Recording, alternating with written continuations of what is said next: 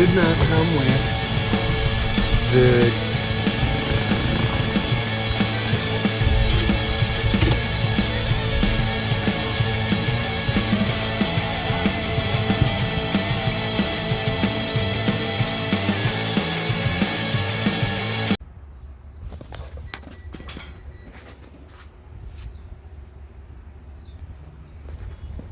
Hey guys, what's going on? Alan here, back in the garage, and we got another brake job again on my most popular vehicle, actually, is a '04 Chevy Trailblazer. So stick in there, and it's just going to be the front. It's just going to be the front, so stick in there and I'll walk you through it.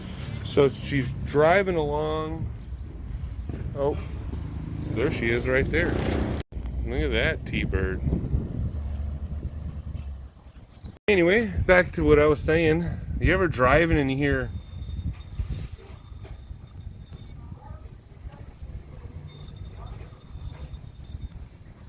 that? Is a little warning buzzer on the pad, not literally a buzzer. It's a thin sheet of metal that will scrape up against the rotor when the pad gets low. At least I believe that's what it is. We're gonna take it apart and find out.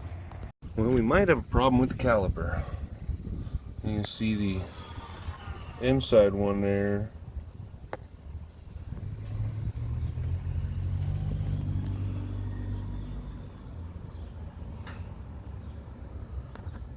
There we are. Yeah, focus. The inside one is way worn out, and the outside one not so much. So we'll get the caliper off and make sure the pins are sliding nice. Yes, okay. Uneven wear. That's what we got going on. We're gonna start with this 9/16 in a zip tie.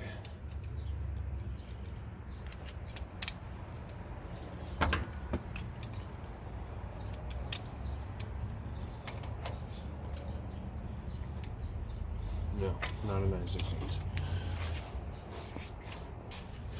So it's actually a 13 metric. Big surprise, I guess.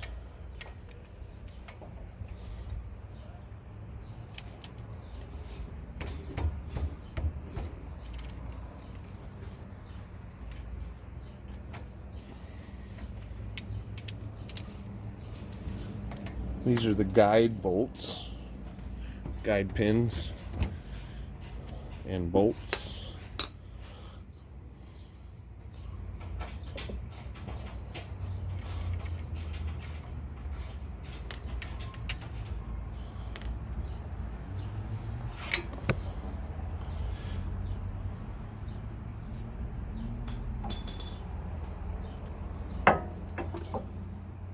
Okay, scratch the zip tie. Now to check out these nasty pads. See, that's what we were hearing right here, is that scrape. So it's all clean. It scrapes along the rotor, let you know you're running out. What I want to know is why the back's worn out so much faster than the front, but usually that's a sign of these kind of sticking. And I actually don't feel bad at all. So this one has a little bit of roughness to it, but not sticking. These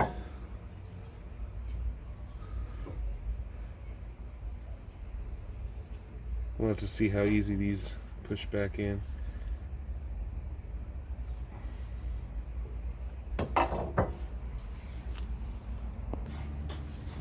And make sure you pop the top on your reservoir and take one of the old pads.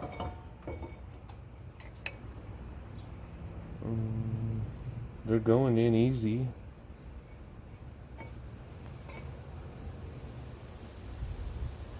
I don't see any reasons for them to have been stuck. They went in as soon as I started applying pressure.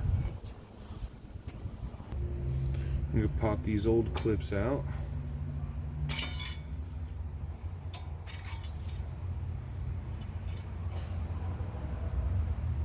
Okay. So there's a longer tab, goes on the inside. Pay attention.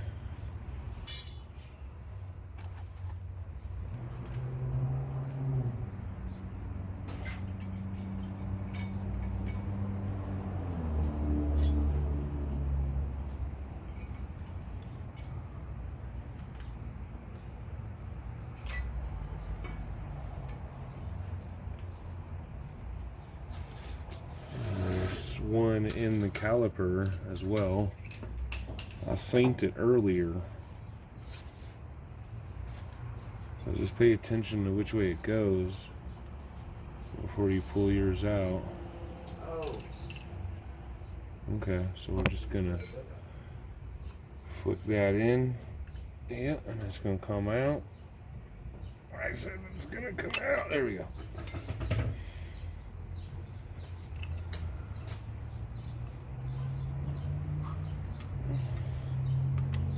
Bam, bam, boing, boing. Make sure you get the springy effect and it's not still stuck on like the tabs. So throw a little bit of grease on the tops of those, or just to hold the pads down that way. And let's see, there's some extra hardware. So in one kit, the gold kit, you get this and some black tabs that are supposed to go on the pads, just like these guys. All right. And then you got this extra set of just tabs, because these would have come standard in any kit. You got to have new ones with new pads in this design of pad. The gold came with these and new ones, so I don't know. They're doubled up. You're doubled up on these guys, so you don't need them all. I think I'm going to use the black ones for some reason.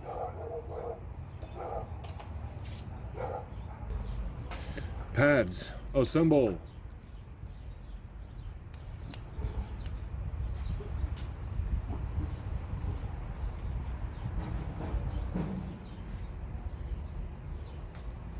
So it's pretty much all the way in there. And you can see that's that tab. It would be facing the same way as your material, braking material. And how low you have to get before you actually start, reaching that tab.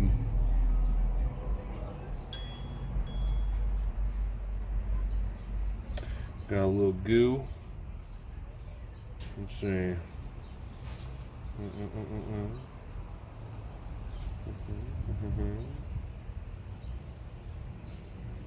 little goo.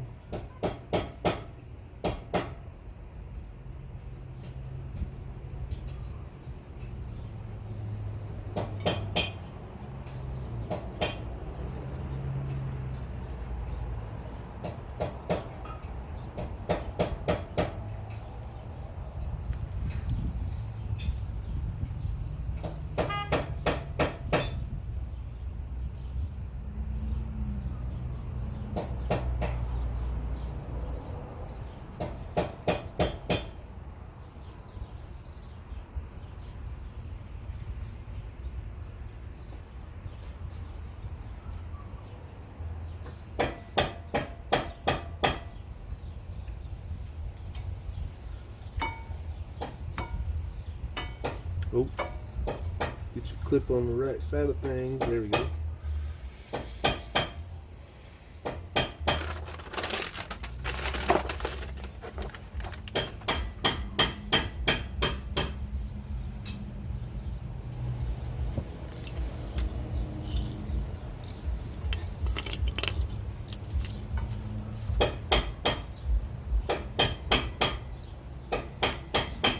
These pads are identical, so you don't need to worry about which is front or back.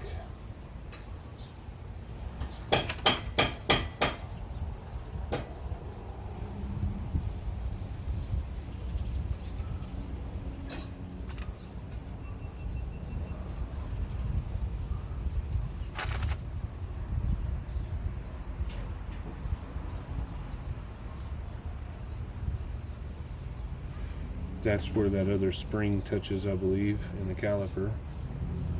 Right there.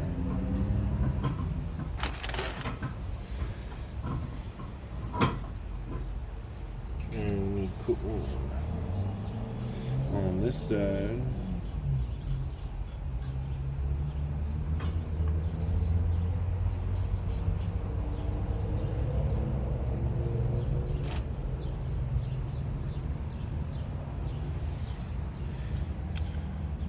Also, make sure you got these clips are on the bottom because it spins this way. You want the rotor to pull out, not push in. So you get a nice good squeak. There we go.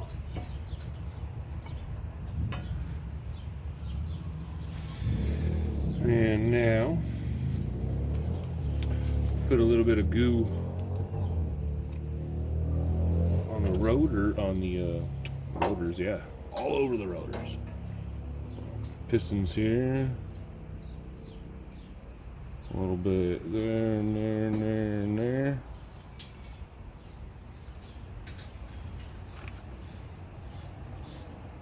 A little more there. There we go. That's the way I like it. Yeah. And if you got them spread out enough, should slide right back into place. Get your guide pins out of the way. Oh, I forgot to grease up the guide pins.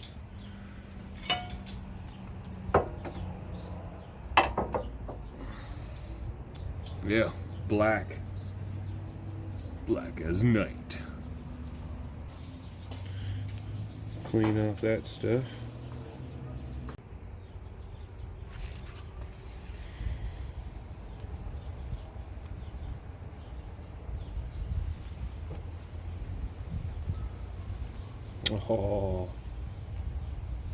Oh, there we go. There we go.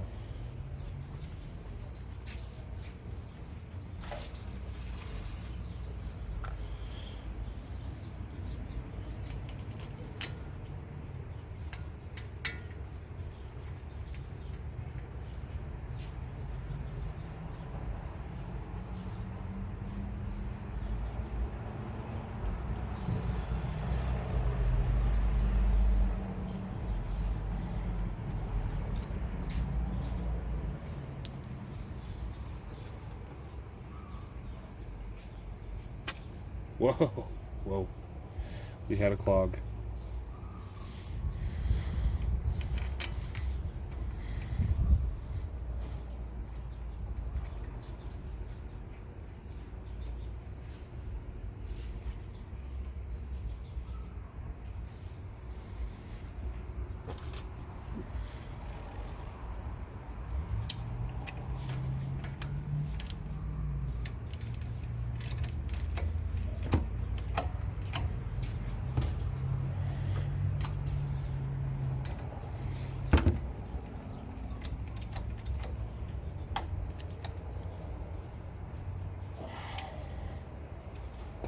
Okay.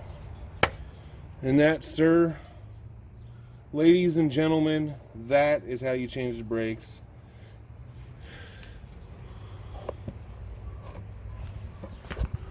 On an 05 Chevy Trailblazer 4-wheel drive. And that is why you want the cap open. I actually do got some overflowage. So, instead of it going pop and blowing up all over the ceiling, it's just a simple leak that can be sprayed down. But that's why. That's like the first time that's ever happened to me too, that it's actually overflowed. Oh, I got Mike putting on that last tire for me. I do want to take the time to tell you there is a break-in process that I tell everybody at the end of every brake job video. It's the 20, 40, and 60 mile an hour break-in procedure. Speed up to 20, hit the brakes almost to a complete stop. Speed up to 40, hit the brakes almost to a complete stop. Speed up to 60, hit the brakes almost to a complete stop. By that time, you might be smelling brakes. You probably should be smelling brakes, or you might not be braking quite hard enough. You start to smell brakes, that's good. Drive it around and cool them off a little bit slowly, and that should be it. Warm them up slowly too, I should add, before you do the break-in. Warm them up, like do a light drive around the block a couple times, then do the break-in, then a couple laps around the block to cool them down. Other than that, that's it. Easy peasy, super simple. Don't forget to put your lid back on, tighten that down on the reservoir. I'll do that. And when you get in and fire it up, I still have the other side to do, but you don't need to watch me do it twice. When you get in and fire it up, you're gonna have to hit the brake pedal at least a couple times for those calipers to collapse in on each other, or for those pads to reach, you know? So just be aware of that before you go taking off in reverse and back yourself into a pole or something. But thanks for watching, guys. That's gonna do it. You have a good one. We'll see you later. Well, guys, check this out. It is definitely worth paying the extra money for proper tools. I want you to take a look at this, and it turns out Josh and Jim were correct. So if you see this here, 30 over, right? You try to take these jaws and put it in here, and it won't go in. You gotta scoot it to 4. So when I measured the bore before without taking the pistons out with these inside jaws, and it read 4 inches exactly, I thought, man, I got. But I was wrong. You guys are right.